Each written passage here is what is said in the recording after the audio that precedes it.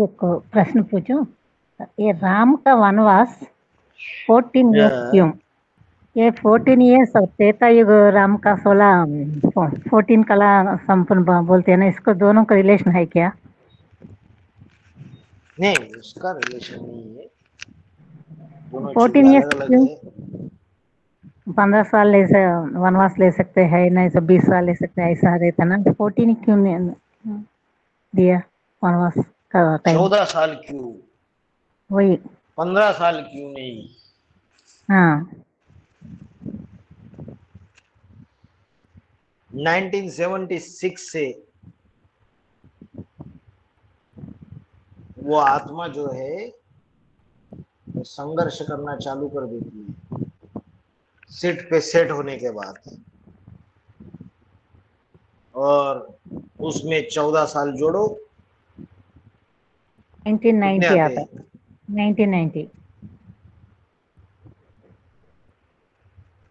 1990।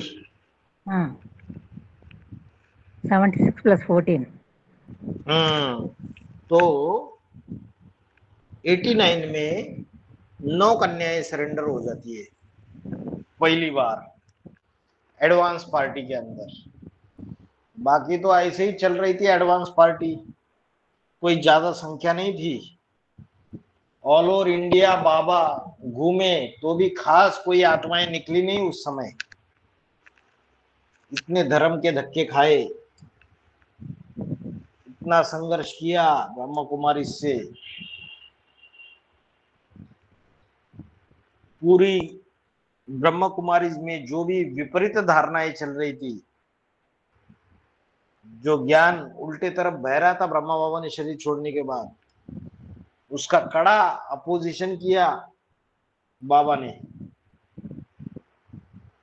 ब्रह्मा कुमारी वाले उनको मार डालने के लिए उनके पीछे पड़े रहते थे, जान से मार दो इसको। फिर भी कोई मिल नहीं रहा था जो पूरी तरीके से सरेंडर हो जाए। एक कन्या मिली थी, 1983 से सरेंडर हुई थी, लेकिन कोई खास संगठन तैयार नहीं हुआ था। संघर्ष तब तक जारी रहा बड़े रूप में 1989 तक। 90 में जाके वो वनवास खत्म हो गया, जब ये 9 कन्याएं सरेंडर हो गई। कन्याएं आई तो ईश्वरीय सेवाओं को संभाला, धीरे धीरे धीरे धीरे संख्या एडवांस पार्टी की बढ़ती गई। तो संगम युग की यादगार है, पुरुषोत्तम संगम युग की, जब राम वाली आत्मा को 14 साल धक्के खाना पड़ते हैं एक पर्टिकुलर चीज को ईश्वरीय सेवा करके अचीव करने के लिए, प्राप्त करने के लिए। उसके कारण शास्त्रों में दिखाया राम को 14 साल का वनवास हुआ।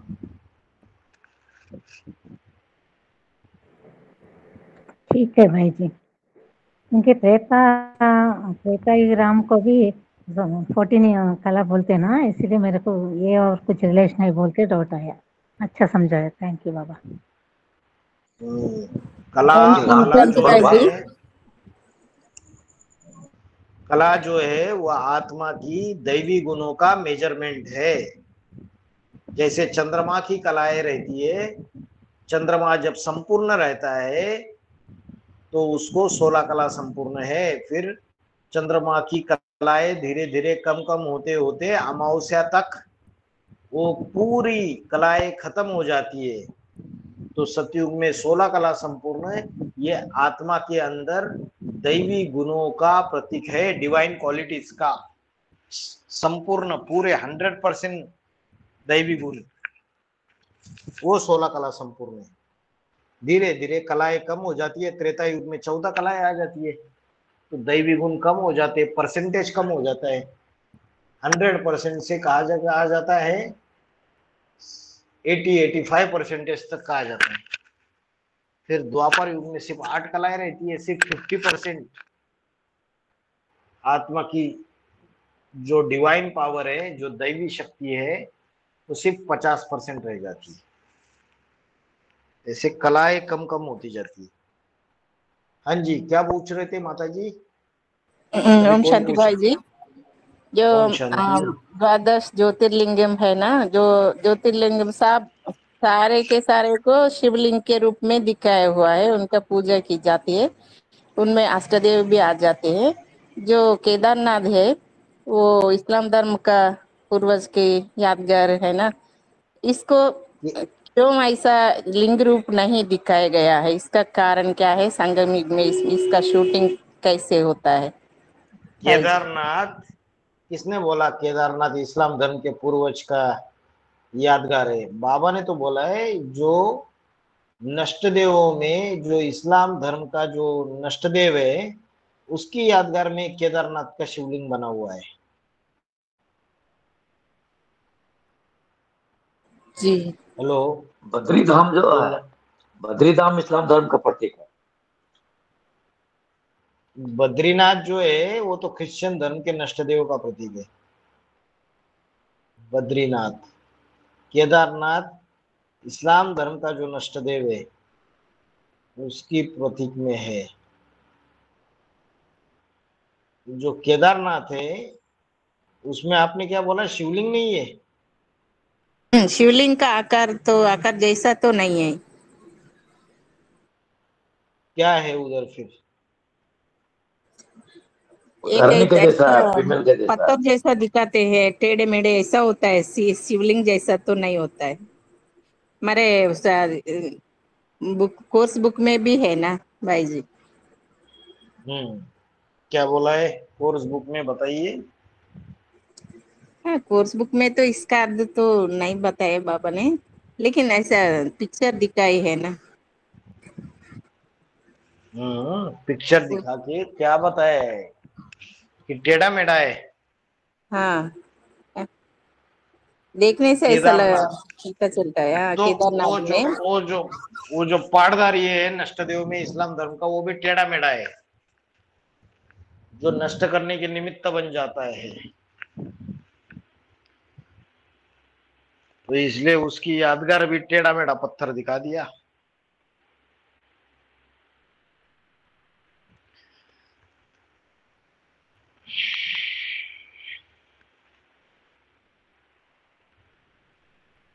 ओम शांति भाई जी।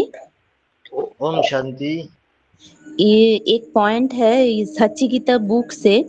वास्तव में ब्रह्मा विष्णु शंकर को देव देव महादेव कहते हैं, क्योंकि शिव के बाद है शंकर।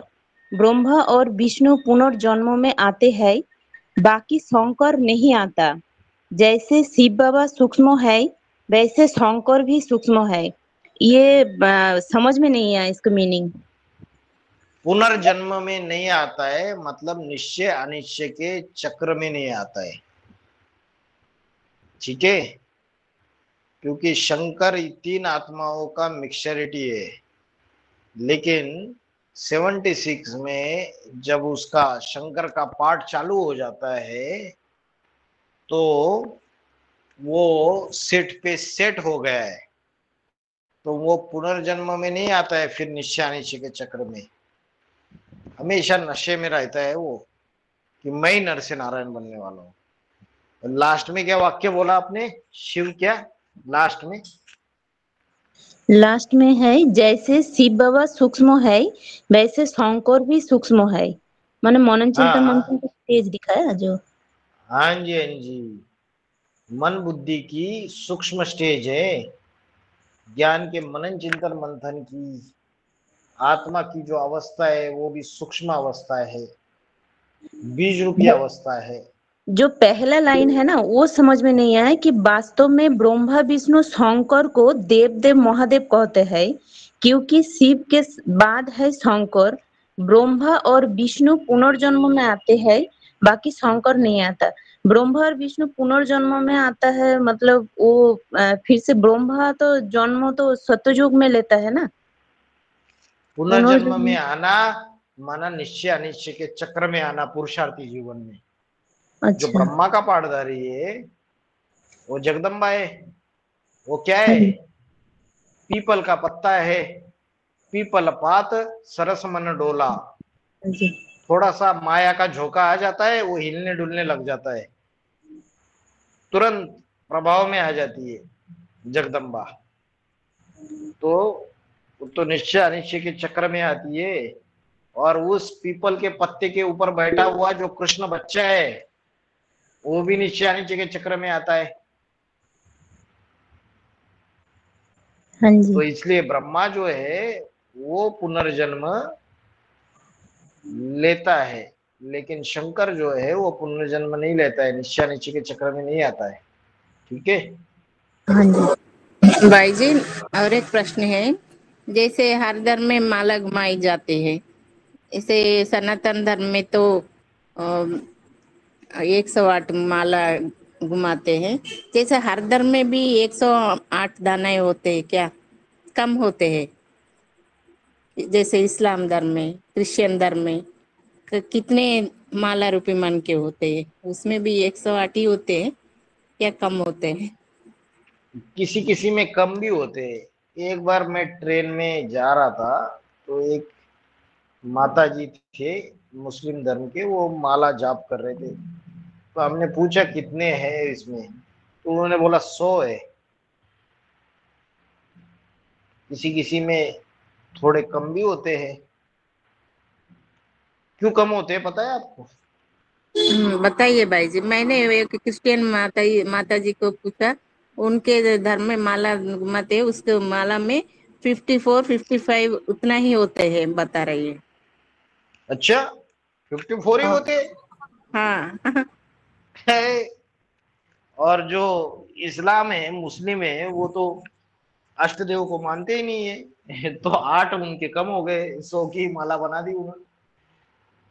तो और जो क्रिश्चियन है उसमें 54 होते हैं, ये बात तो वेरीफाई करनी पड़ेगी। मैंने बस ये तो पूछ लिया भाई जी, पक्का तो नहीं है, पूछ लिया, वो माता जी ने ऐसा बता दिया 54 55 इतना ही होते हैं, हाँ 108 नहीं होते हैं, ऐसा बता दिया। अच्छा, इसका मतलब क्या हो गया पता है आपको? नहीं समझ क्या में हो गया नहीं है इसका उधर से। मतलब? इसका मतलब ये हो गया, क्रिश्चियन कितवे नंबर का धर्म है? 5वें नंबर का है। उसके ऊपर जी। कितने मन के? सूर्यवंशी, चंद्रवंशी, इस्लाम वंशी, बौद्धि वंशी, है ना? हाँ ठीक। 53।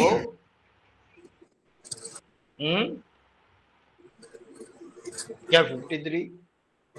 तो 4 जो धर्म है उसके बाद ही तो 5वां धर्म है। तो उसके ऊपर के जो 4 है वो तो उससे सरपरस्त हो गए। जी। तो उनके 12 कितने हो गए? 48 हो गए। ठीक है। इन भाई 48 जी, को तो मानता ही मानता है। और भाई जी, क्रिश्चियन धर्म के जो खुद के 12 है, 12 पचे 60, टोटल 60 जो मन के है उनको मानते हैं। आप बोल रहे 54। एक बार इसको पक्का वेरीफाई करो, कोई क्रिश्चियन धर्म की किसी को जानकारी है तो एग्जैक्टली कितने मन के की माला वो फेरते हैं। भाई जी, 54 54 108 हो गए ना, तो शायद यहाँ सिंगल सिंगल दिखाए, जैसे बाकियों में युगल रूप में दिखाते हैं 108, तो यहाँ 54 जो दिखाए हैं। लेकिन 50, हाँ ये भी मंथन सही है, वो तो युगलों की माला है। तो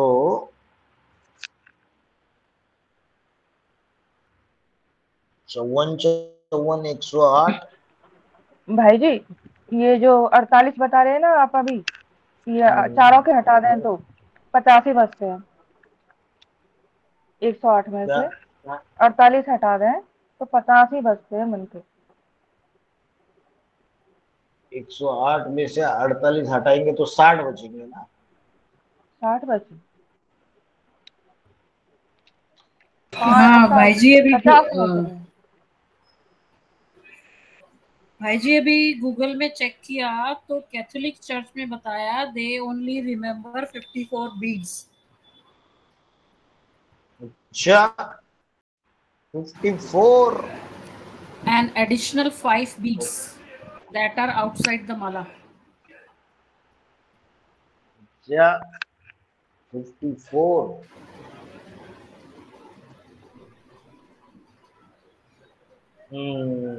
12 × 4 सूर्यवंशी, चंद्रवंशी, इस्लामवंशी, बौद्धवंशी 48 हो गए। उनके ऊपर वाले 49, 50, 51, 52, 53, 54 पहले 6 मन के, और दूसरे कैथलिक छोड़ के जो दूसरे वो कितने को मानते? ये 54 को मानते हैं। इस्लाम 100 को मानते हैं, क्रिश्चियन 54, 55 ये गूगल में बताया है। 54, 55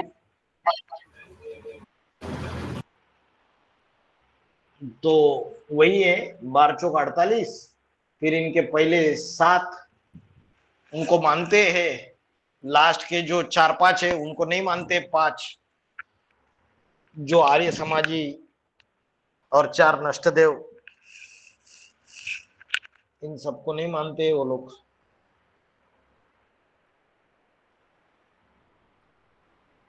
हेलो 48 प्लस। हाँ, ओम शांति अमल भाई। ओम क्रांति ओम माता जी। क्रांति अमल भाई, एक डाउट भाई, हाथों में और बेहद में प्रजापिता रामवाल आत्मा और छोटी मम्मी और बड़ी मम्मी ब्राह्मण जन्म लेते हैं। लौकिक में सब प्रकार का कैस्ट होते हैं ना, ओसी, बीसी, एसटी, ओबीसी, वो सब आदमी ज्ञान में आते हैं, ब्राह्मण बनते हैं।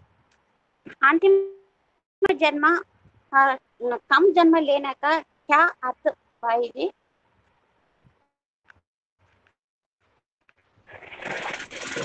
एक बार कोई क्वेश्चन माता जी का फिर से रिपीट करेगा? लौकिक में सब क्या प्रकार पूछना का, चाहते हैं? फिर से एक बार क्वेश्चन। लौकिक में सब प्रकार का कैस्ट हो गया ना, ओसी, बीसी, लौकिक एसटी, में लौकिक में कैस्ट कैस्ट हाँ हाँ कैटेगरी कास्ट कैटेगरी अच्छा हो गया अच्छा ना लौकिक में। हाँ हाँ, हाँ सब कैस्ट कैटेगरी वो ब्राह्मण समझ जन्म गया। लेते हैं, हाँ आगे। ब्राह्मण बन गया।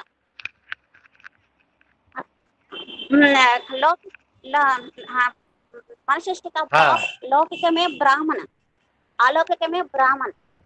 ऐसे ही छोटी मम्मी वैष्णव देवी पाठ बदलने वाला मम्मी लौकिक में ब्राह्मण, वेद में ब्राह्मण। कमला दीक्षित बड़ी माँ लौकिक में ब्राह्मण जन्म लेते हैं और अलौकिक में ब्राह्मण लेते हैं। दादा लेखराज ब्रह्म बाबा लौकिक में सिंधी ब्राह्मण और अलौकिक में ब्राह्मण होते हैं। ऐसे ही कोई आत्मा अंतिम जन्म 16 जन्म अंतिम जन्म कम जन्म ओसी बीसी तक कम जन्म लेने का क्या कर्म किया? कम कैटेगरी में हाँ यस आ यस गई। आ गई। नहीं बाबा ने तो बोला है सिर्फ जो ब्रह्मा के पाठधारी है, चतुर्मुखी ब्रह्मा, वो अंतिम जन्म भी ब्राह्मण है। बाकी तो इवन अष्टदेव में भी बाबा ने नहीं बोला है, ये फॉर्मूला अष्टदेव के लिए भी टैली नहीं किया। अभी योगिनी माँ है, योगिनी माँ ब्राह्मण थोड़ी है अंतिम जन्म में, नहीं है। पता नहीं क्या नहीं है, ब्राह्मण नहीं है वो। तो जरूरी नहीं है, ये फॉर्मूला दूसरों के लिए लागू नहीं होगा, सबके लिए। अंतिम जन्म में तो अष्टदेव भी नीचे गिर जाते हैं। एक राम वाली आत्मा वो भी नीचे गिर जाती है, लेकिन उसके अंदर दूसरे धर्म के संस्कार नहीं आते हैं, पक्की सूर्यवंशी बनी रहती है। बाकियों के अंदर संस्कार आते हैं दूसरे धर्म के, दूसरे धर्म की वजह से कम कैटेगरीज में जन्म ले लेगी। ओबीसी, एससी, एसटी, तो वो कोई बड़ी बात नहीं है। कोई ब्राह्मण भी हो सकता है अष्टदेव में, और कोई नहीं भी हो सकता है। उससे कुछ फर्क नहीं पड़ता है। ऐसे ही ज्ञान में फर्क पड़ता है भाई जी। ज्ञान में क्या? हाँ, ज्ञान, योग, दान, सेवा, 4 सब्जेक्ट में फर्क पड़ता है। किस चीज का फर्क? जिसकी कैटेगरी, जिसकी कास्ट की कैटेगरी नीचे है उसका? हाँ, यस यस। अरे कोई ऐसे भी होंगे जो अंतिम जन्म में ब्राह्मण नहीं है, लेकिन उनको संस्कृत के श्लोक बचपन से ही आते हैं, रटे रटाए, बढ़िया बढ़िया, संस्कृत कभी सीखी भी नहीं है। और जो बाहर की दुनिया में जो लौकिक ब्राह्मण है उनके बच्चों को तो कुछ भी नहीं आता है। तो ब्राह्मण कलयुग के अंत में गुणों से समझे जाते हैं या कर्मों से समझे जाते हैं या जन्म से समझे जाते हैं? चातुर्वर्ण्यम माया सृष्टम गुण कर्म विभागशः। ये मैंने जो 4 वर्ण बनाए ये गुण और कर्मों के अनुसार बनाए। तो अंतिम जन्म में जो ज्ञान में बच्चे चल रहे हैं वो भले अंतिम जन्म में ब्राह्मण नहीं होंगे, दूसरे जातियों के होंगे, लेकिन उनके गुण और कर्म ये ब्राह्मणत्व के हैं। तो अंतिम जन्म में तो सारी दुनिया नीचे गिर गई। तो मुख्य ब्रह्मा की जो पाठधारी है वो छोड़ के सभी नीचे गिर गए। कोई उसमें से अष्टदेव में से भी कोई ब्राह्मण हो सकते हैं अंतिम जन्म में, कोई नहीं भी हो सकते हैं, और उससे कोई फर्क नहीं पड़ता है। वो दूसरे धर्म में तो नहीं चले गए ना, इस्लामी, क्रिश्चियन, बौद्धी दूसरे धर्म में तो नहीं चले गए ना। हाँ, जाति तो आज की तारीख में साधारण घर में जन्मे हुए बच्चे, साधारण कम जाति में जन्मे हुए बच्चे भी बहुत हाई क्लास पढ़ाई में, गुणों में, चारित्र्य में बहुत ऊंचे होते हैं। वो तो पूर्व जन्मों का कोई ऐसा हिसाब किताब होता है, उसकी वजह से ऐसी हालत हो जाती है अंतिम जन्म में। कुबेर जो था उसके लिए महाशिव पुराण में बोला है कुबेर के लिए कि वो जब उसको पद मिलता है उसके पहले वो अति में व्यभिचारी और अति में कामी और अति में विकारी विषय वासना से अति में ग्रसित हुआ बहुत जबरदस्त पापी हो जाता है। लेकिन फिर तपस्या करके उसको कुबेर का पद प्राप्त होता है। तो जो अष्टदेव के पाठधारी है वो जब नीचे गिरे तो उन्होंने सारी सृष्टि में बाकी आत्माओं को भी क्रॉस कर दिया, इतना नीचे गिरे। तो इनके जो पूर्व जन्म है वो बड़े खतरनाक होंगे। तो कोई बड़ी बात नहीं है कि वो दूसरे कास्ट में और इधर जन्म लिया।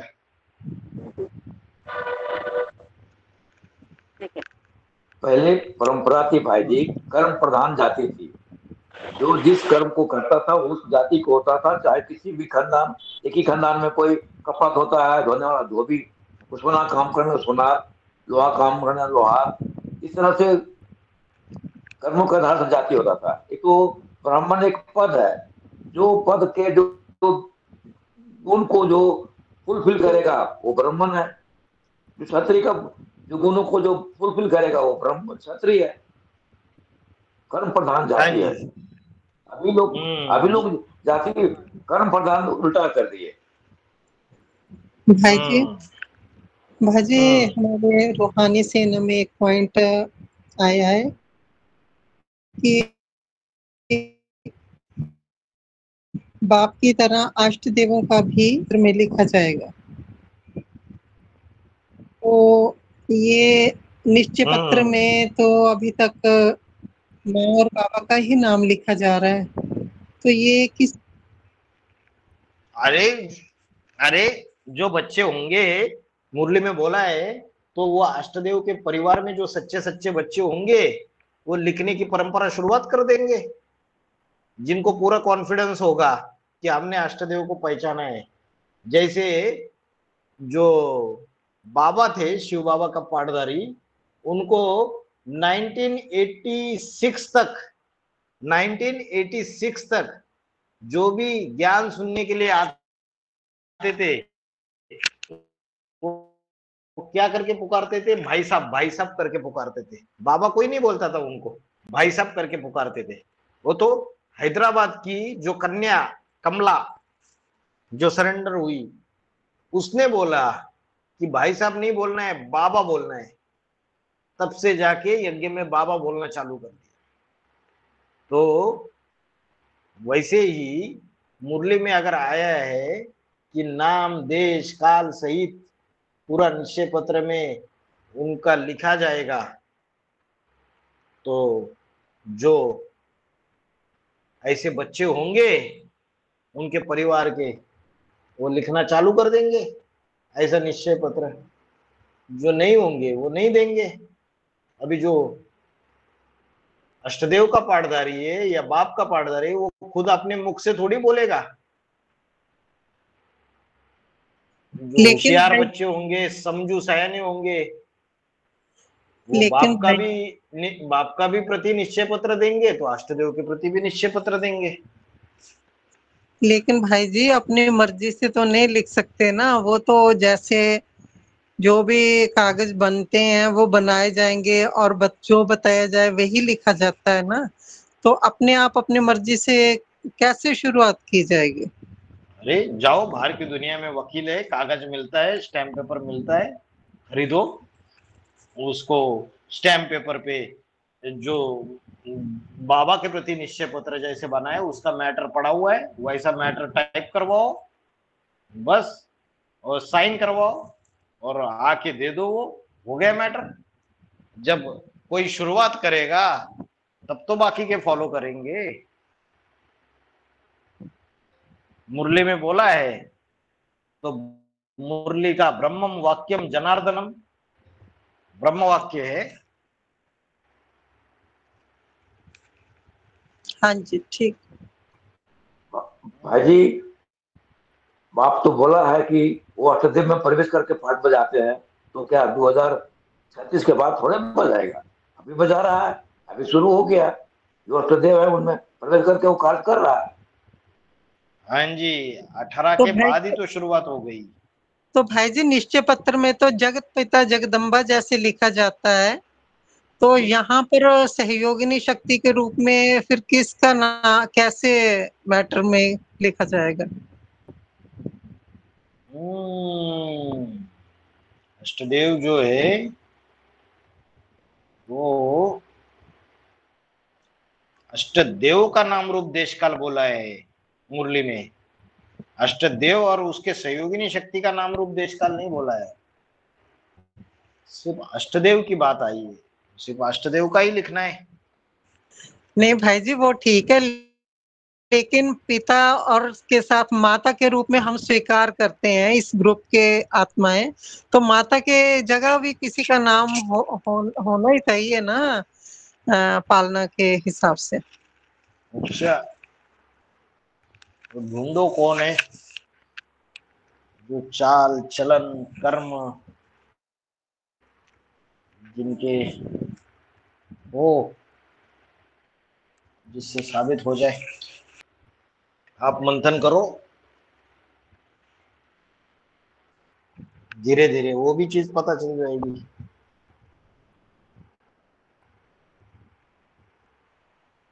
ओम शांति भाई जी। एक ओम प्रश्न है, शांति।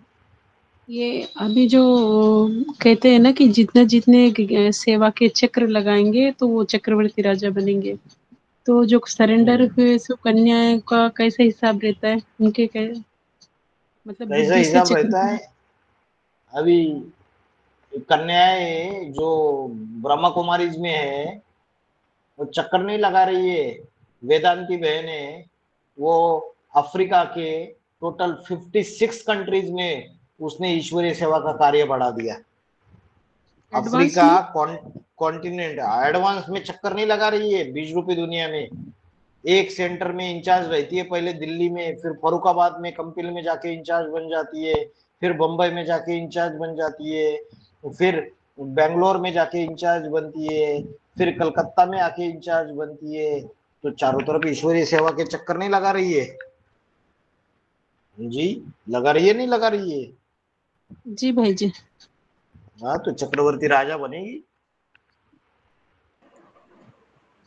भाई जी, बाबा मुरली में बोलते हैं कि योग को गुप्त रखना चाहिए, जिससे अटैचमेंट हो जाता है उसको ढोल नहीं पीटा जाता।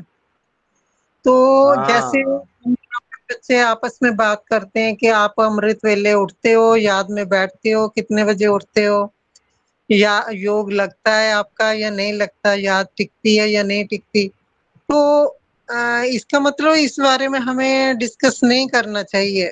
बाबा ने जो बोला योग को गुप्त रखना चाहिए, अटैचमेंट जिससे होती है उसका ढोल नहीं पीटा जाता। तो क्या सही है इसका?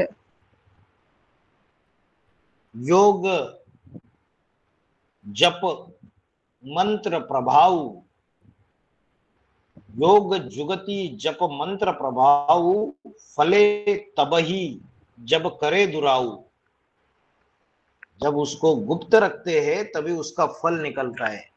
इसलिए पहले जो ऋषि मुनि सन्यासी साधु थे वो कहा ध्यान करते थे गुफा में जाके, ताकि दुनिया से गुप्त रहे उनका पुरुषार्थ। तो ऐसे तो डिस्कस क्यों करना है, डिस्कस तो करना नहीं चाहिए। अंतर्मुखी सदा सुखी, मेरी योग की शक्ति कितनी है, मेरी कितनी पावर है। हाँ एक सागर में जरूर डालना चाहिए, अवस्था कैसी है, अमृत वेला उठते नहीं उठते, योग कैसे लगता है। अगर गलतियां हो रही है तो सागर में जरूर डालना चाहिए, बाकी दूसरों के से तो गुप्त ही रखना चाहिए। ढोल तो पिटना ही नहीं चाहिए। बाबा ने बोला है जब तक पूरी तरीके से निश्चय न बैठ जाए, 100% ईश्वरीय सेवा का स्टॉक भी इतना हो, जब तक ज्ञान के अनुसार पक्का अपना पार्ट बुद्धि में न बैठ जाए, तब तक संकल्प जो है वो भी दूसरों को शेयर नहीं करना चाहिए। लेकिन यहाँ ऐसे भी है जो थोता चना भाजेगा ना, हमने ये किया, हमने वो किया, हमने फलाना किया, ढिमकाना किया, ढोल पिटते रहते। बाकी योग की बात तो अंदरूनी बात है, वो कोई दिखावे की बात नहीं है। तो उसे तो गुप्त ही रखने में मजा है। अगर प्रत्यक्ष करेंगे, दूसरों को बताएंगे अपनी अवस्था, तो या तो इन्फेरिटी कॉम्प्लेक्स आता है, ग्लानि आती है और नीचे गिर जाती है अवस्था। और अगर दूसरी चीज अच्छी अवस्था है तो उसका अहंकार भी आ सकता है बुद्धि का, उससे और नीचे गिरना हो जाएगा दूसरों को बताएंगे तो। हाँ इसका दूसरे बोले हमारे चेहरे पे देख के, जब चेहरा खिला हुआ है तो जरूर योग युक्त अवस्था है, नेत्र निश्चल है तो जरूर योग युक्त अवस्था है, इंद्रियों में शीतलता है तो जरूर योग युक्त अवस्था है, वाणी में मिठास है तो जरूर योग युक्त अवस्था है। इसका मतलब जो हम आपस में बातचीत करते हैं ब्राह्मण कि हाँ मैं 2 बजे उठती हूँ अमृत वेले, 3 बजे उठती हूँ, या मैंने 12 का 108 का लक्ष्य लिया है, ऐसी जो बातें करते हैं वो गलत है। ये गलत है। कभी कभी भाव ये भी होता है, कोई कमजोर आत्मा है उसको समझो उठाना है, और भाव ये है हम उसको ऐसी बातें बताएंगे तो उसके अंदर उमंग उत्साह आ जाएगा और वो खुद भी ऊंचा लक्ष्य लेगा। उसके लिए कर सकते हैं। इंटेंशन देखा जाता है, युक्ति से, चालाकी से, कि सामने वाली कमजोर आत्माओं को ऊपर उठाना है तो किया जा सकता है। बाकी ऐसे ही बातचीत नहीं करनी चाहिए कभी। अपना लक्ष्य भी गुप्त रखना चाहिए जब तक हम अल्टीमेट अपने गंतव्य तक ना पहुंचे, जब तक फाइनल रिजल्ट ना आए। दूसरे को समझ में आ ही जाता है पुरुषार्थ से, ईश्वरीय सेवा से। हाजी मुरली में बात के बाद इंद्रलठ दिखाई देता है किसके शास्त्रों बाद? में। बरसात बरसात बरसात में क्या? बारिश बारिश होती है ना, बरसात। बरसात हाँ। जब खत्म होती है तो उसके बाद आकाश में इंद्रलठ दिखाई देता है। इंद्रधनुष। हाँ जी, इंद्रधनुष। और मुरली में इंद्रलठ बोला, इंद्रधनुष ही बोला है। और इंद्रधनुष और इंद्रलठ एक ही है। तो हाँ। बाबा ने कहा इस इंद्रलठ की शास्त्रों में बहुत महिमा है। तो इंद्रलठ क्या सदगुरु के पाठ को बोला है?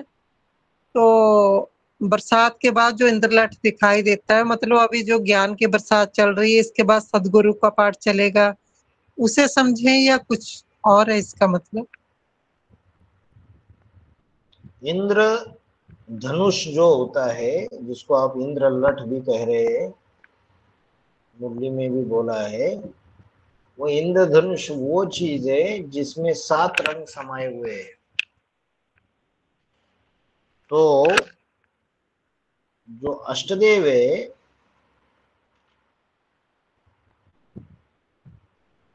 वो 7 उस नंबर 1 में समाये हुए हैं। 7 रंग है वो अष्टदेव। अष्टदेव में से जो 7 है वो उस एक में समाये हुए हैं।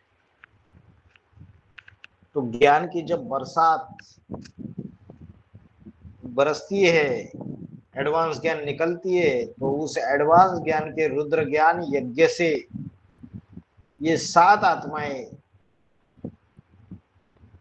निकलती है और ये 7 आत्माएं उस एक में समा जाती है, पूरी तरीके से मर्ज हो जाती है, अपनी हस्ती को मिटा देती है,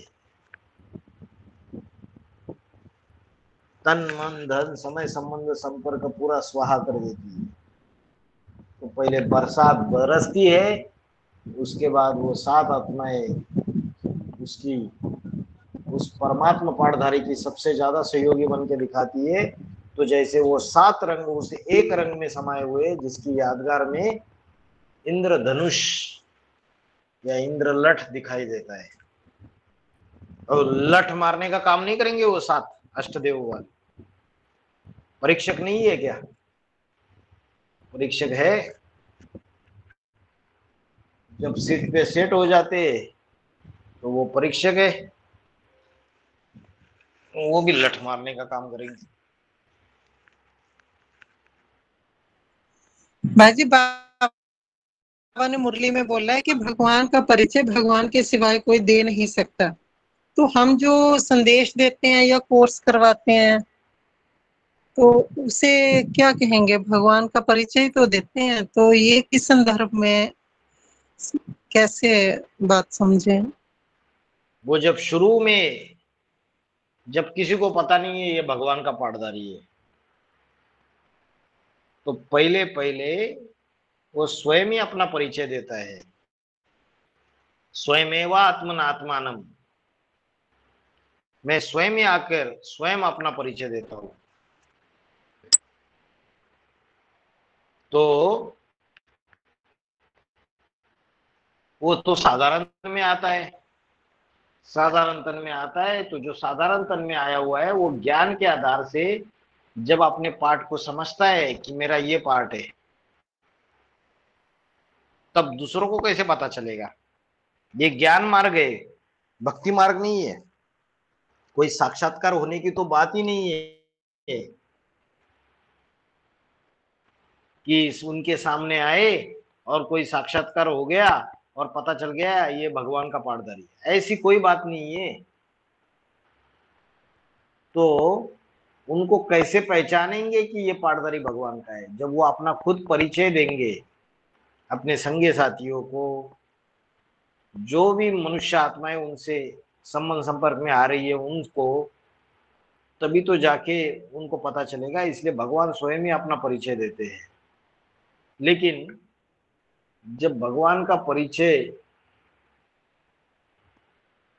मिलने के बाद जब लोक संग्रह हो जाता है, संख्या बढ़ती चली जाती है, तो मल्टीप्लिकेशन होती है।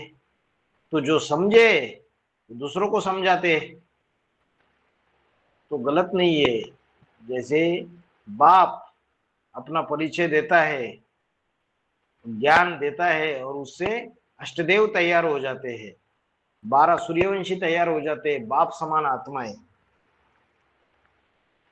तो वो बाप का परिचय आगे देंगे।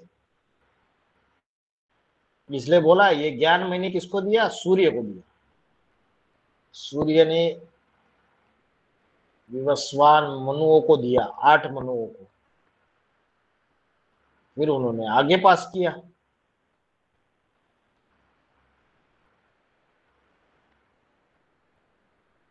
तो जब आया भगवान पाठधारी, पहले पहले प्रत्यक्ष हुआ तो उसने स्वयं ही अपना परिचय दिया, इसलिए वो स्वयं भू है।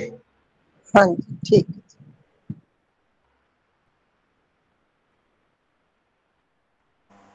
ओम शांति भाई जी, वो परली वैजनाथ के बारे में जानकारी चाहता मुझे, वो किसकी यादगार है?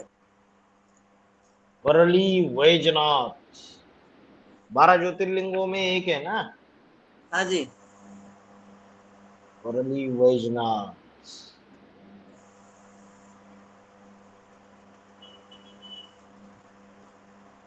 कहाँ पे? ये महाराष्ट्र में है ना?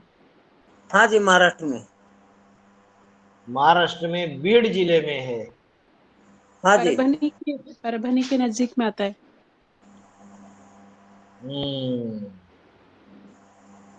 इसको 12 ज्योतिर्लिंगों में दर्जा है। हाँ जी। वैजनाथ, और इसका डिस्प्यूट है ना? औंधा नागनाथ, औंधा नागनाथ अलग है क्या? भाई जी ये तो बिहार में है। हाँ बैद्यनाथ जी, ये डिस्प्यूट है। और औंधा नागनाथ नहीं, बिहार में नहीं है माता जी। नाम से। नहीं माता जी, बिहार में नहीं है, झारखंड में है। हाँ झारखंड, झारखंड में वही झारखंड बिहार झारखंड में है। हाँ वो एक्चुअली पहले बिहार अलग हो गया। अभी वो डिस्प्यूट ये है कि कुछ हिंदू ऐसा मानते हैं कि जो वैद्यनाथ है बिहार झारखंड में, वो 12 ज्योतिर्लिंगों में से एक है। और कुछ हिंदू ऐसे मानते हैं जो महाराष्ट्र में परली वैजनाथ है, वो 12 ज्योतिर्लिंगों में से एक है। ऐसे ये दोनों प्रकार का एक डिस्प्यूट चल रहा है। और इसलिए कभी कभी आप अगर 12 ज्योतिर्लिंगों के देखेंगे ना, कभी कभी उसमें परली वैजनाथ का नाम लिखा है और कभी कभी इसका जो झारखंड वाला वैद्यनाथ है उसका नाम लिखा है। भाई जी झारखंड वाला ही आता है 12 हाँ वही ना, जैसे आप बोल रहे हो ना झारखंड वाला आता है, वैसे महाराष्ट्र के लोग बोलेंगे परली वैजनाथ आता है। अच्छा, ऐसा है। जैसे ये 12 लिंगों की मूर्तियां दी है ना, इसमें झारखंड ही दिखाया हुआ है। सही बोल रहे हैं माता जी। भले महाराष्ट्र वाला लोग मानते होंगे, लेकिन ऑल ओवर वर्ल्ड में जो है वैद्यनाथ धाम का ही मान्यता है झारखंड वाले। नेपाल से लोग आते हैं। तो एक्चुअली संगम युग में कोई 2 पाठधारी होंगे जिनके बीच में ये फैसला करना मुश्किल हो गया होगा। कोई बोलेगा ये है, कोई बोलेगा वो है। इसका शूटिंग हो गया।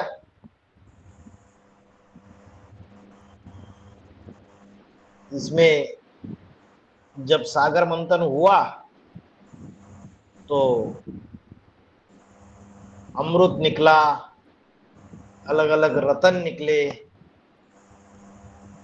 और जब राक्षसों ने जब अमृत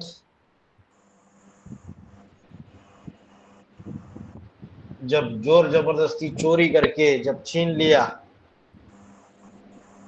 तब जो विष्णु है उसने उसको छुपा दिया अमृत को। और धन्वंतरी, ये 2 चीजों को छुपा दिया। और वही जो है उसको जब राक्षसों ने शिवलिंग के रूप में, उसने शिवलिंग के यहाँ छुपा दिया। जब राक्षसों ने उसको जब स्पर्श करने की कोशिश की तो उससे शिवलिंग उदित हो गया, ऐसी मान्यता है परली वैजनाथ में, जिसके वजह से वैजनाथ माना वैद्यनाथ, क्योंकि धन्वंतरी जो है वो वैद्य की चीजों से कनेक्टेड है, मेडिसिनल हर्ब्स जो होती है, दवाइयां बनती है जड़ी बूटियों से, उससे कनेक्टेड है। तो ऐसा कोई पाटदारी होगा संगम युग में जिसकी यादगार में ये शिवलिंग का गायन है। तो बैद्यनाथ और परली वैजनाथ, झारखंड का बैद्यनाथ और परली वैजनाथ, इन दोनों का झगड़ा है। कहीं कहीं ये भी दिया हुआ है परली वैजनाथ। तो देखो, संन्यास धर्म से कनेक्टेड होना चाहिए वो, क्योंकि बाबा ने बोला मेडिकल डिपार्टमेंट वाला जो है वो संन्यास धर्म से कनेक्टेड होगा। क्योंकि नकुल जो था, वो नकुल 5 पांडवों में वो औषधियों का ज्ञाता था, और नकुल जो है वो बाबा ने बोला है नेवला, ना इस कुल का ना उस कुल का, सन्यासी के लिए बोला है। जो विष उगलने वाले जो दूसरे दूसरे विधर्मी है उनको नेवला, उन सांपों का, विष उगलने वाले सर्पों का खंडन कर देता है। जो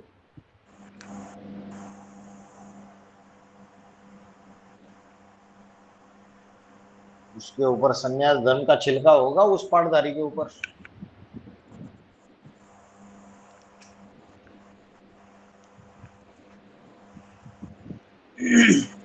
अच्छा भाई जी, ऑर्थो नारीश्वर के बारे में मेरा बहुत कंफ्यूजन हो रहा था। तो ऑर्थो नारीश्वर किसके किसके कहते हैं? तो अर्थ ने से बहुत तरीके से एक्सप्लेन किया है बाबा ने, थोड़ा क्लैरिफिकेशन दीजिए ना। माने अर्धनारेश्वर के सूक्ष्म से लेके स्थूल तक कई अर्थ है। बाप में माँ समाई हुई है, तो वो जो पाटधारी है वो शंकर का स्ट्रिक्ट पाट बजाने वाला बाप का पाटधारी भी है, जो करावनहार है, जो खुद करे ना करे लेकिन बच्चों से कराता है। तो बाप का पाटधारी है वो, और उसके अंदर परब्रह्म रूपी माँ भी समाई हुई है। माँ भी समाई हुई है परब्रह्म रूपी, मतलब उसके अंदर मातृत्व के स्वभाव संस्कार भी है। ऐसा नहीं कि सिर्फ बाप के स्वभाव संस्कार ही है, मतलब जो मातृत्व का स्वभाव संस्कार होता है, माता का स्वभाव संस्कार होता है, उसमें मुख्य दैवी गुण कौन सा होता है? सहनशीलता। सहनशीलता, सहनशीलता ये मुख्य गुण होता है। तो बाप में सामना करने की शक्ति विशेष होती है। बाप बुद्धिवादी होता है, माँ भावनावादी होती है। तो वो जो बाप का पाटधारी है उसका पार्ट भी प्ले करता है, और उसके अंदर माँ के जो परब्रह्म रूपी माँ के गुण भी होते हैं।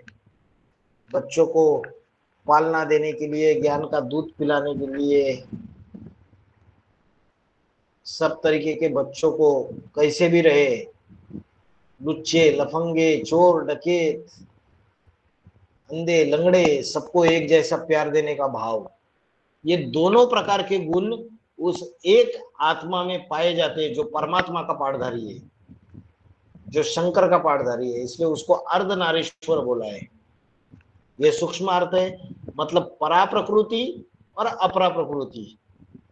परा माना आत्मभाव वाली प्रकृति, और अपरा माना जो देवान वाली प्रकृति है।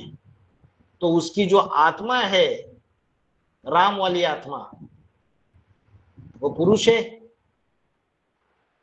वो पुरुष पाटधारी है, और जो देवभाव वाली प्रकृति है वो स्त्री है। वो अर्धनारीश्वर हो गया।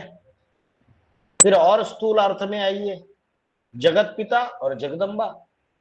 जगदम्बा पहले पहले सहयोगिनी बन जाती है उसकी, और बाबा ने बोला है सबसे ज्यादा मिलन मेला किसने बनाया है, सबसे ज्यादा मिलन मेला किसने बनाया है, जगदम्बा ने। जगदम्बा ने मिलाया। तो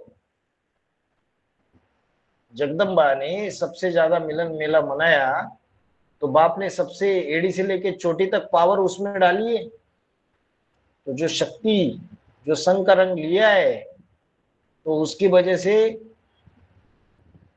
वो जगत पिता के बुद्धि में वो प्रकृति माता का रूप है या नहीं है, क्योंकि ये जो ईश्वरीय कार्य है, ये जो संगठन है, ये अकेले ने शुरुआत किया या उसमें माता सहयोगी बनी, माता सहयोगी बनी। तो उसके लिए जगत पिता और जगदम्बा दोनों एक दूसरे में समाये हुए हैं, इसलिए अर्धनारीश्वर का रूप भिन्न नहीं है। वो जो उनको भिन्न रूप में देखते हैं वो उनको समझ नहीं पाए, इसलिए अर्धनारीश्वर के रूप निकलता है ना, इसका 3 मीनिंग निकलता है ना। और तीसरा मीनिंग है जो लक्ष्मी है, उसके लिए भी एप्लीकेबल होता है अर्धनारीश्वर, क्योंकि जगदम्बा जो है वो अपरा प्रकृति है और लक्ष्मी जो है वो परा प्रकृति है। तो वो असली शक्ति का स्वरूप है, और जो परम पुरुष है वो शिव है, प्रजापिता, वो शिव बाबा का पाठधारी है। तो नारायण जो है उसका संपन्न स्वरूप लक्ष्मी के लिए रुका हुआ है। जब तक लक्ष्मी आके नारायण से मिलेगी नहीं, तब तक नारायण अपने संपन्न स्वरूप में प्रकट नहीं हो सकता। इसलिए दोनों एक दूसरे में मिले हुए हैं। जैसे शक्तिमान में दिखाया है, क्या दिखाया है, शक्तिपुंज, वो आधा शक्तिपुंज शक्तिमान के पास रहता है और आधा शक्तिपुंज किसके पास रहता है, योगिनी शक्ति के पास। अरे किल्विश के पास रहता है, किल्विश के पास। किल्विश जो है वही है, कौन है किल्विश, अंधेरा कायम रहे, माया, ब्राह्मणों की दुनिया, माया कहो, जो ब्रह्म कुमारी इसकी जो ब्राह्मणों की दुनिया है, जो ज्ञान का अंधेरा कायम रहे करके उसके अंदर है ना वो। आज सबसे बड़ा भूत कौन है, प्रकाश मणि दादी को बोला माया बेटी, प्रकाश मणि दादी को माया बेटी बोला। वही इस्लामी कौन सा कपड़ा पहनते, काला कपड़ा, काला कपड़ा। किल्विश को देखा है आपने, शक्तिमान सीरियल देखी है, उसमें बोलता है अंधेरा कायम रहे, काले कपड़े पहने रहते हैं। तो बात क्या चल रही थी, अर्धनारीश्वर, अर्धनारीश्वर की। तो वो जो शक्तिपुंज है वो उनके अंडर है अभी भी लक्ष्मी। वो आधा शक्तिपुंज जब शक्तिमान को मिलेगा, जब रानी मक्खी निकलेगी, विजयमाला का मुख्य रानी मक्खी जो है वो निकलेगी, तब जाके तुम बच्चों की विजय हो जाएगी। इसलिए अर्धनारीश्वर शिव और शक्ति, ये उसके लिए भी टैली होता है 3 अलग अलग अर्थों में। और जब शिव शंकर में प्रवेश करता है, शिव शंकर जो विष्णु का पाठ बजाते हैं उसको भी कह सकते, परम पुरुष और परमात्मा जब परम ब्रह्म का पाठ बजाता है उसको भी कह सकते हैं कि शिव हो गया पुरुष, और जिसके शरीर का आधार ले लिया वो होगी उसकी बन्नी। एक परा प्रकृति, एक अपरा प्रकृति, इसको भी बोल सकते हैं। एक शिव और दूसरी उसकी शक्ति।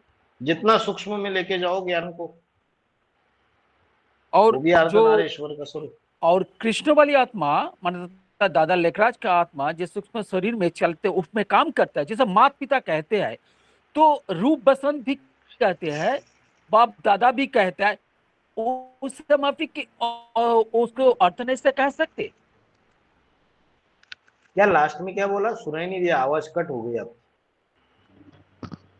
वो कृष्ण वाली आत्मा माने दादा लेखराज जो अव्यक्त रूप में जो राम वाली आत्मा में प्रवेश करती है, तो उस समय जो बाबा ने कहा कई के साथ रूप बसंत कहते हैं, बाप दादा कहते हैं, तो इसके ऊपर अर्ध नारीस्तर के जो टाइटल लागू हो सकता। हाँ, उसके ऊपर भी टैली हो सकता है, क्योंकि कृष्ण वाली आत्मा जो है वो तो चंद्रवंशी है और जो राम है वो सूर्यवंशी है। जग में सुंदर है दो नाम, चाहे कृष्ण कहो या राम। तो ये दोनों साथी है बाप दादा जन्म जन्मांतर के। तो इसके ऊपर कुछ दिन पहले तो हमारे कोर्स क्लास में रूपा माता के साथ एक बातचीत हुआ, तो रूपा माता हम बच्चों को पूछा था, मैंने जो क्लास में थे, कि 63 जन्मों तू मेरा बाप मैं तेरा बाप, 21 कैसे शूटिंग होता है, इसके ऊपर बताने की कोशिश किया है। तो माता जी भी कंफ्यूजन में है, इस शूटिंग कैसे होता है, तू मेरा बाप मैं 63 जन्म दापुर से कलिजुग तक, इसके ऊपर थोड़ा कैसे लागू होता है बताइए ना। कभी तू मेरा बाप, कभी मैं तेरा बाप, कभी तू मेरा बच्चा, कभी मैं तेरा बच्चा। शूटिंग ऐसा होता है कि जो आत्मा प्रवेश करने वाली है, कृष्ण वाली आत्मा, उसका पुरुषार्थ कभी ज्यादा होता है राम वाली आत्मा से, याद का, सेवा का, और कभी राम वाली आत्मा का पुरुषार्थ ज्यादा होता है। तो बाबा ने मुरली में बोला है, जहां जीत वहां जन्म। तो बच्चे जो है वो क्या करते हैं, पुरुषार्थ में जीत पाते हैं, और जब पुरुषार्थ में आगे निकल जाते हैं तब जाके उनका जन्म होता है। इसलिए जो बच्चे पैदा होते हैं, माँ बाप क्या करते हैं, उनकी टट्टी पेशाब साफ करते हैं। अरे भैया, माँ बाप को तो दास दासी बना दिया, क्यों उनका टट्टी पेशाब साफ करना? तो जरूर पूर्व जन्मों में उसके पुरुषार्थ को क्रॉस कर लिया बच्चे ने। वैसे ही संगम युगी शूटिंग पीरियड में कभी राम वाली आत्मा कृष्ण के पुरुषार्थ को क्रॉस कर लेती है, कभी कृष्ण वाली आत्मा राम के पुरुषार्थ को क्रॉस कर देती है, कभी शंकर बैल के ऊपर सवार हो जाता है, कभी बैल शंकर के ऊपर सवार हो जाता है। समझ रहा है? तो ऐसे शूटिंग हो जाता है ब्रॉड ड्रामा में। बाप और तो बच्चे ऐसा में एक प्रश्न भी उठता, जो आदि देवी जिसका कहते हैं, तो आदि देवी के ऊपर बहुत तरीके से बाबा एक्सप्लेन किया है। आदि देवी बाबा ने बोला है लक्ष्मी के ऊपर लागू होता, आदि देवी जगदम्बा के ऊपर लागू होता, और आदि देवी ब्रह्मा के ऊपर की लागू हो सकता। ये मेरा प्रश्न होता। आदि देवी ब्रह्मा के ऊपर? हाँ, ये मेरा प्रश्न होता, क्योंकि वो डब्बा में जब ब्रह्मा प्रवेश करके पाठ बजाती है ना, तो महाकाली का पाठ बजाते हैं, तो ब्रह्मा तो आदि देवी में तो ये दापुर से जो बोला ईब का नियत खराब हो जाती है, तो यहाँ पर जगदम्बा का नियत खराब हो जाती है। तो यहाँ पर जगदम्बा और जो राजा विक्रमादित्य जो पाठ बजाते हैं, इसके साथ कैसे संपर्क होता है? क्योंकि जगदम्बा में पाठ बजाते हैं कृष्ण वाली आत्मा इकट्ठे। जगदम्बा में कृष्ण वाली आत्मा पाठ बजाती है, तो द्वापर युग में क्या राजा विक्रमादित्य क्या ना, एक तरफ तो राजा विक्रमादित्य शुरुआत होता है, तो लिंगों का पूजा करते हैं, और उसके बाद जब इस्लाम धर्म प्रतिष्ठा होता है, उसके बाद ईब का नियत खराब होता है। ईब मना आदि देवी मना जगदम्बा का नियत खराब होता है, उसका ही पहले पहले पतन होता है, उसके बाद आदम का ईब, उसके साथ ऐसे मापिक तो शुरुआत होता है पतन का।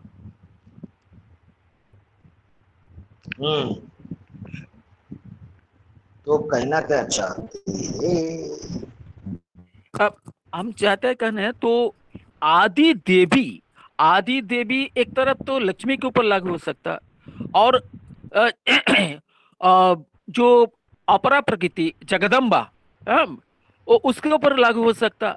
और कृष्ण वाली आत्मा वो जब पाठ बजाता है माता के रूप में, जब सृष्टि का माता पिता उस समय भी जब काल्पनिक बिच्छू में दिखाते हैं ना, तो माता के रूप में भी पाठ बजाते हैं ना, वो तो सहजगी होकर काम करता है राम वाली आत्मा के धर्मराज का पाठ भी बजाते हैं। तो उसका आदि देवी का टाइटल लकब दे सकते? ये मेरा प्रश्न। कृष्ण वाली आत्मा को? हाँ जी, हाँ जी। कृष्ण वाली आत्मा तो प्रवेश करके पाठ बजा रही है ना, तो जो एक्चुअल में जो शरीरधारी है उसको टाइटल मिलेगा आदि देवी का, जगदम्बा को, लक्ष्मी को। कृष्ण वाली आत्मा को कैसे आदि देवी का टाइटल मिल जाएगा? टाइटल धारी आदि देव का टाइटल मिल जाता है, क्योंकि आदिदेव सतयुग तो का एक ही पहला है, रामबाली आत्मा ही तो आदिदेव, और तो कोई आदिदेव नहीं होता ना। आदिदेव है, लेकिन जैसे प्रजापिता तो असली राम वाली आत्मा ही है, लेकिन टाइटल धारी प्रजापिता ब्रह्मा ने ले लिया ना 1948 से लेके 69 तक। हाँ जी, हाँ जी। जब प्रिंसिपल अब्सेंट रहता है तो वाइस प्रिंसिपल उसकी कुर्सी पे बैठता है। इसे बेसिक नॉलेज के तरीके से दादा लेखराज को ही आदिदेव समझ लिया ना टाइटल शूटिंग पीरियड में, इसलिए तो गीता का भगवान कृष्ण को समझते। शूटिंग पीरियड में गलती हुआ ना, तभी तो हाँ ब्रॉड जी, हाँ ड्रामा जी। में गीता का भगवान कृष्ण को समझते। तो आदि देवी नहीं, उल्टा आदि देव के रूप में उसके फॉलोवर्स जो गलती हुआ शूटिंग पीरियड में, इसकी वजह से आदि देव के रूप में उसको मानते हैं, जबकि वो आदि देव नहीं है। प्रथम अच्छा रचना अच्छा, है वो, ठीक प्रथम ठीक ठीक। रचना है, रचयिता नहीं है। रचना को रचयिता बना दिया।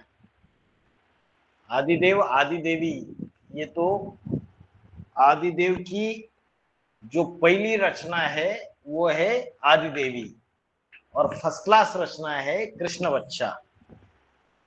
तो रचना को रचयिता बना दिया अगर, तो बड़ा भारी जुल्म हो जाएगा। हो गया, गीता में कृष्ण का नाम डाल दिया, भगवान वाच, कृष्ण को भगवान बना दिया शिव शंकर भोलेनाथ की जगह पे।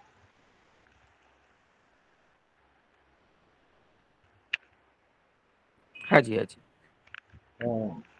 अच्छा, अभी एक दूसरा एक प्रश्न होता है, ये जो बाबा ने बोला ना sons of father, father so sons, तो 1976 एक होता है, 1998 एक होता है, 2018, ये तीन जो पीरियड होता है, यहाँ पर sons of father, father of sons कैसे लागू होता है, थोड़ा समझाइए ना। Son shows father, father shows son। 1976 में जो राम वाली आत्मा है उस अपनी सीट पे सेट हो गई। बाबा ने बोला है 1976 को बाप का प्रत्यक्षता वर्ष मनाओ। तो बाप प्रत्यक्ष हुआ, लेकिन कैसा हुआ? अपने बच्चे के द्वारा हुआ। तो उसका जो बच्चा है राम वाली आत्मा, जो शिव बाबा का बच्चा है, next to God is Prajapita, next to God is Krishna, next to God is Shankar. तो शिव तो निराकार है,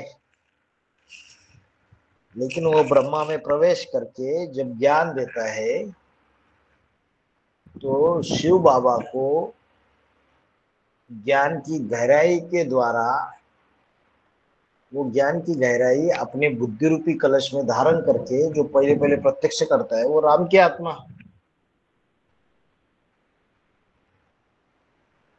तो ज्ञान की जो गहराई उन्होंने सुनाना चालू कर दिया एडवांस नॉलेज के तहत। सन शोज फादर और फादर शोज सन। तो दिल्ली में मेहरौली का पूरा सेंटर उखड़ गया। तो जो राम की आत्मा है वो भी ब्राह्मणों की दुनिया के सामने प्रत्यक्ष हो गई अपनी निराकार स्टेज से। ये शूटिंग हुआ।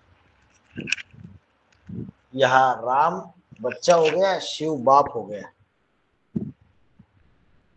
फिर 1998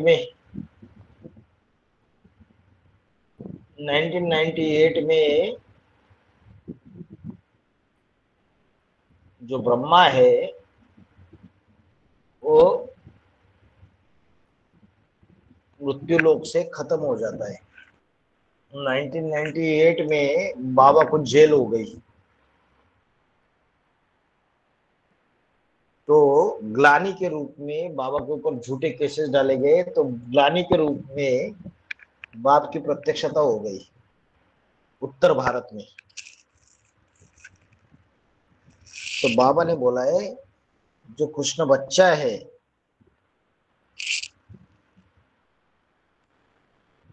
उसका जन्म हुआ, जैसे बच्चा पहले गर्भ में रहता है। तो 1969 में ब्रह्मा बाबा ने शरीर छोड़ने के बाद कितने साल हो गए?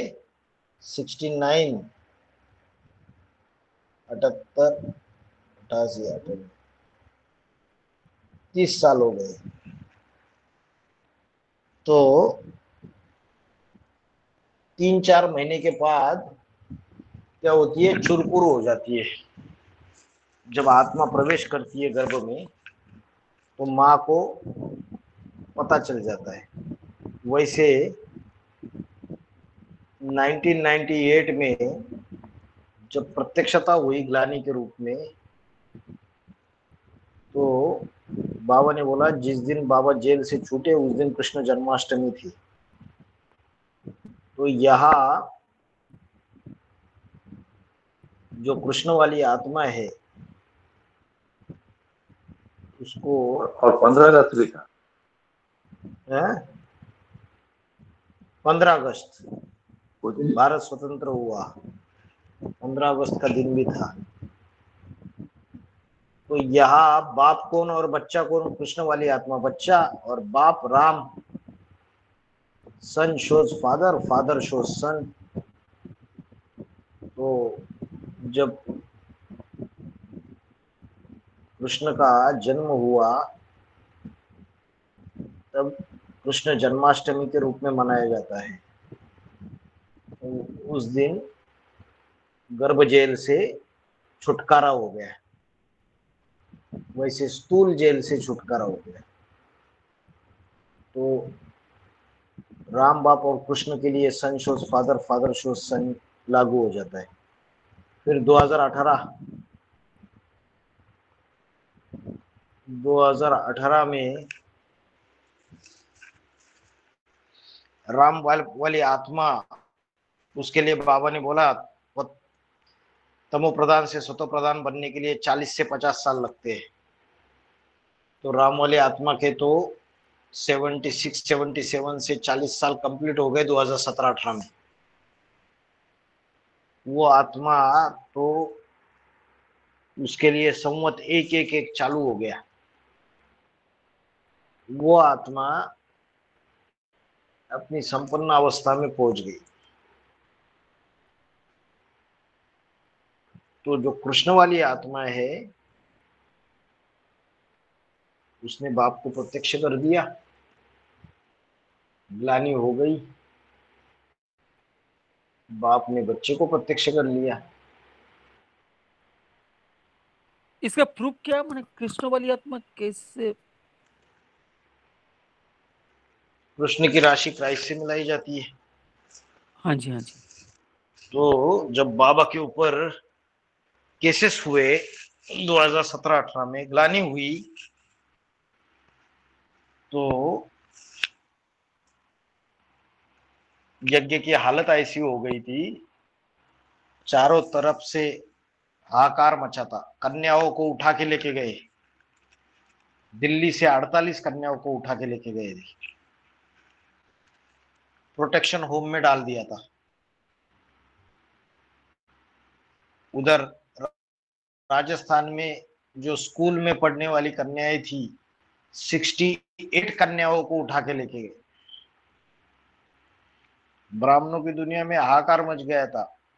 विजय विहार दिल्ली में रहने वाली 59 बहनों के ऊपर केस रजिस्टर हो गया है।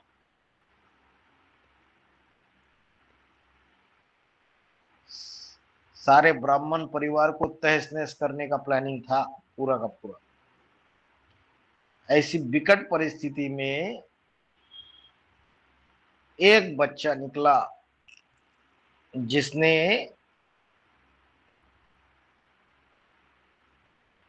पूरी तरीके से विधर्मियों का सामना किया।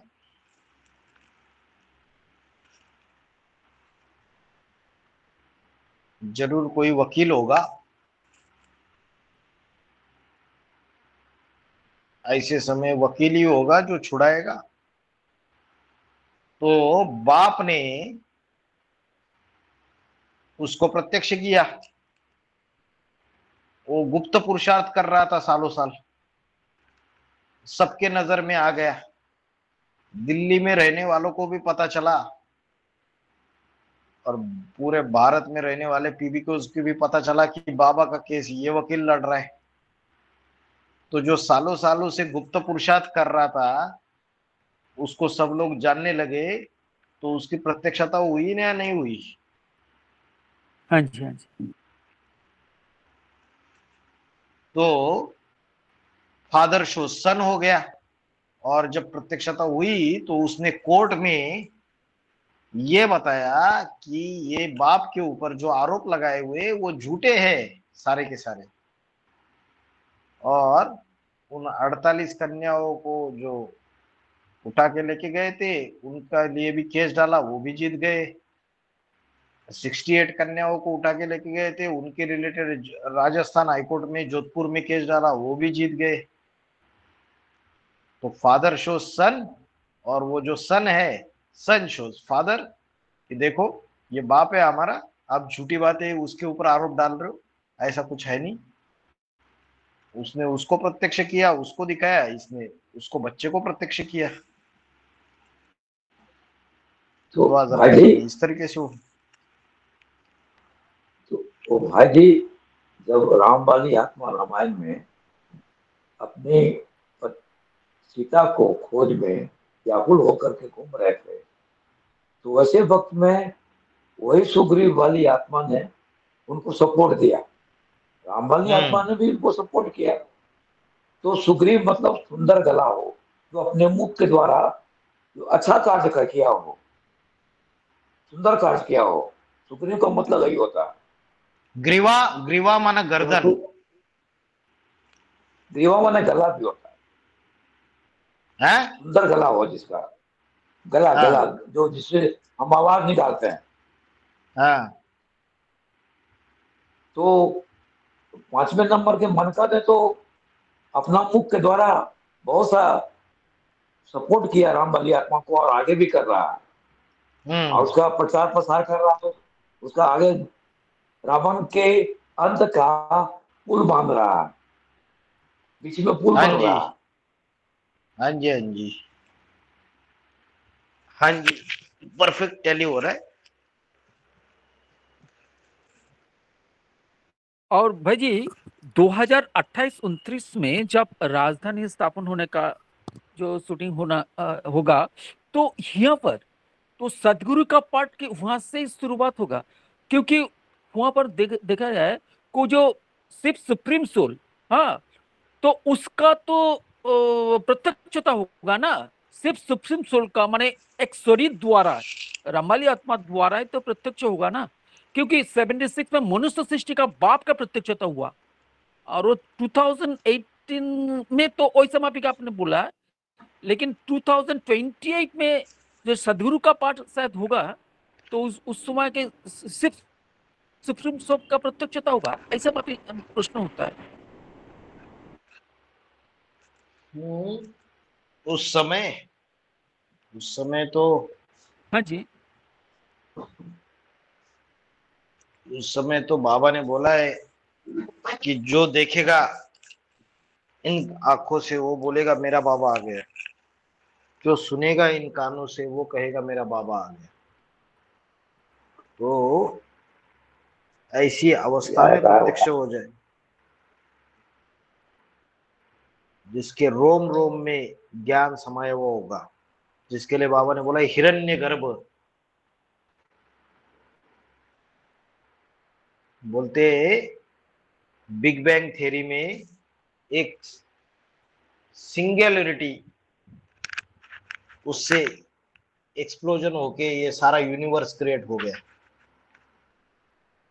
शास्त्रों में बोला है उस सिंगुलरिटी को हिरण्य गर्भ। हिरण्य माना सोना। वो ऐसा पाठधारी है कि जिसके रोम रोम में ज्ञान समा जाता है पूरी तरीके से, सारी दुनिया में प्रत्यक्ष हो जाता है। तो 2028 में जब वो प्रत्यक्ष होगा तो ज्ञान के आधार से प्रत्यक्ष होगा अभी आगे चलकर। लेकिन बाबा ने एक जगह ये भी बोला है, उस वक्त शिवलिंग भी कह सकते, संपूर्ण रूप जैसे शंकर के जो संपूर्ण शिवलिंग, वो समापिक तो साबित हो सकता ना। हाँ, बोल सकते हैं, परफेक्ट। क्योंकि 50 साल कंप्लीट हो जाएंगे। जो कृष्ण वाली आत्मा है, बाबा ने बोला सारी पढ़ाई किसके लिए? कृष्ण बच्चे के लिए। 2018 में राम बाप तो बन गया संपन्न, लेकिन कृष्ण बच्चा जो है वो संपन्न नहीं बना है, तो उसकी पढ़ाई बाकी है। अभी भी गीता का भगवान खुद को समझ रहा है। तो 28-29 तक तो वो भी मान जाएगा गीता का भगवान मैं नहीं हूँ, शिव शंकर भोलेनाथ ही है। तो कृष्ण वाली आत्मा भी संपन्न बनेगी, राम वाली आत्मा तो संपन्न है ही, तो उसका कार्य कंप्लीट हो जाएगा पूरा।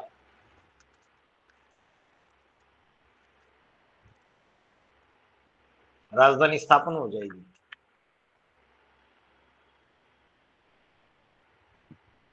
आज बड़ा समाधान होगा। वो बहुत दिन से चल रहा था।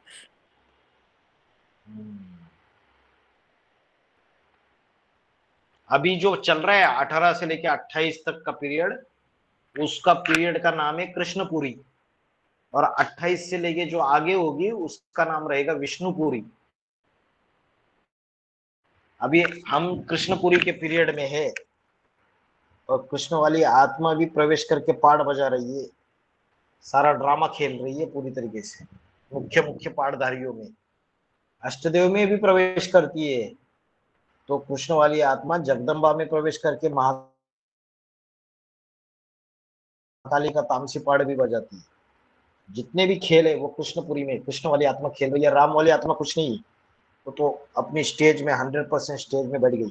कृष्ण वाली आत्मा उसका शरीर का पूरा कब्जा ले लिया। दोनों पार्टनर है। राम वाली आत्मा अपनी 100% निराकार स्टेज में बैठ गई, कृष्ण वाली आत्मा उसका सूक्ष्म शरीर खलास हो गया, गुर्जर दादी में प्रवेश करना बंद हो गया। कृष्ण के ब्रह्मा के 50 साल कम होते, तो 69 से लेके 50 साल ऐड कर दिए, 18-19 आ गया। तो उसके 50 साल कम हो गए, सूक्ष्म शरीर खलास हो गया उसका। फिर वो बीज रूपी स्टेज में राम वाली आत्मा के शरीर को संभाल रही है। फिर वो दूसरी जगह भी प्रवेश करके जो मुख्य बीज रूपी पाठधारी है, बीज है, उनमें प्रवेश करके भी खेल खेल रही है, ड्रामा कर रही है। तो ये 18 से लेकर 28 तक कृष्णपुरी है, कृष्णपुरी और विष्णुपुरी। इसके बारे में बहुत सारे मुरली के पॉइंट्स मिलेंगे आप लोगों को, इसका रिसर्च कीजिए, पॉइंट्स निकालिए अलग अलग कृष्णपुरी और विष्णुपुरी के।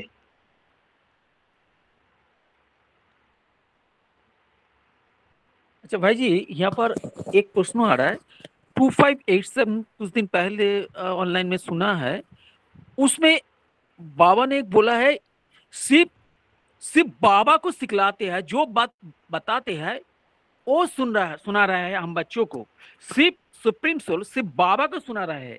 तो दूसरे तरीके से इसे पहले सुना है, सिर्फ बाबा पुरुषार्थी है, सिर्फ बाबा पुरुषार्थ कराने वाले हैं। तो इसके साथ थोड़ा बताइए ना क्या फर्क है। शिव बाबा पुरुषार्थी है और शिव बाबा पुरुषार्थ कराने वाला है।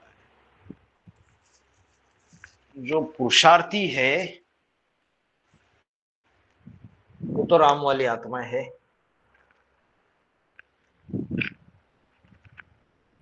शिव बाबा जो पुरुषार्थ कराने वाला है, शरीर एक ही है लेकिन आत्माएं दो है अलग अलग। राम वाली आत्मा पतितन कामी काटा सबसे नीचे गिर जाती है, तो 69 से लेके जब से ज्ञान में आती है 2018-19 तक पुरुषार्थ करती है या नहीं करती है? हाँ जी हाँ जी। तो शरीर तो वही है ना एक शिव बाबा का, तो शिव बाबा है पुरुषार्थ करने वाला, तो शिव बाबा है पुरुषार्थ कराने वाला। शिव उस मुकर्रर रथ में प्रवेश करके ज्ञान सुनाने का कार्य कर रहा है, और उस ज्ञान के जो नित्य नया ज्ञान सुनाता हूं मैं उस मुकर्रर रथ द्वारा, और वो जो नित्य नया ज्ञान निकल रहा है उससे वजह से राम वाली आत्मा पुरुषार्थ कर रही है, उस ज्ञान से उमंग उत्साह में आके उसका मनन चिंतन मंथन करते हुए राम वाली आत्मा पुरुषार्थ कर रहे हैं। इसलिए शिव बाबा है पुरुषार्थ कराने वाला और शिव बाबा है पुरुषार्थ करने वाला, एक ही पर्सनैलिटी दो भिन्न आत्माएं, इसलिए ऐसी इस तरीके से समझाया उसको। 2587 में ऐसा ही बोला है, इतना कंफ्यूजन, शिव बाबा को समझाते हैं और शिव बाबा हम बच्चों को समझाते हैं, ऐसा माफी। हाँ, तो राम वाली आत्मा ही जब फाइनल स्वरूप में पहुंच जाती है तो वही शिव बाबा है। इसलिए एक मुरली में ऐसे भी बोला है, एक है डुप्लीकेट शिव बाबा, एक है शिव बाबा, तो उसकी कॉपी है ना, डुप्लीकेट कॉपी उसके समान बन जाता है 100% उसके सिमिलर बन जाता है। इसलिए शिव का नाम शंकर से मिलाया जाता है। तो वो शिव बाबा जो दुनिया के सामने भगवान के रूप में प्रत्यक्ष होगा, वो शिव बाबा तो राम की आत्मा है, प्रजापिता है, वो असली शिव बाबा तो वही है। इस सृष्टि पर सदा कायमी शिव बाबा है, तो 84 जन्म शिव की आत्मा तो है नहीं, 84 जन्म जो राम की आत्मा, जो भगवान का पाठधारी बन गया, भगवान भगवती बन गए, जो शिव के समान बन के, तो वही राम की आत्मा जो है वही शिव बाबा है, जिसके लिए बोला सदा कायम इस सृष्टि पे सदा कायम एक शिव बाबा है। भाई जी अभी 28 के बाद बाबा मुरली चलाएंगे क्या नहीं चलाएंगे? 28 के बाद? हाँ बाबा ने बोला है जब तक जीना है तब तक पीना है। नहीं वो तो पीना है, लेकिन बाबा चलाएंगे क्या नहीं बोलते मुरली? बाबा के सन्मुख बैठ के मुरली सुनने आएगा नहीं? बाबा ने बोला है, किसी ने पूछा था 2018 में बाबा गुप्त होने के बाद मुरली चलाएंगे या नहीं चलाएंगे, तो बाबा ने बोला अरे बाबा ही चलाएंगे क्या, जो बाबा के मुख्य मुख्य बच्चे वो नहीं चलाएंगे, अष्टदेव नहीं चलाएंगे, ऐसा बोला था बाबा ने। बाबा ने, किसी ने पूछा जगदम्बा मुरली चलाएगी क्या, तो बाबा ने बोला जगदम्बा, अरे जगदम्बा चलाएगी, सिर्फ जगदम्बा ही चलाएगी क्या, दूसरे नहीं चलाएंगे, अष्टदेव नहीं चलाएंगे, वो भी चलाएंगे। तो मुरली तो जब बाप अपने समान कॉपीज तैयार कर लेता है, बाप समान आत्माएं बन जाती है, तो क्यों नहीं ज्ञान सुनाएंगे। हाँ, ज्ञान को क्रॉस नहीं करेंगे कभी, जो बाबा ने सुनाया है, जो बाबा ने दिया है वही सुनाएंगे। और 28 के बाद बाबा ने बोला है, 28 के बाद फिर से नया शूटिंग पीरियड चालू हो जाएगा। फिर से अच्छा 29-30 से लेके 36 तक फिर से रिहर्सल होगी, फिर से आत्मा 4 अवस्थाओं से पसार होगी, सतो प्रधान, सतो सामान्य, रजो और तमो।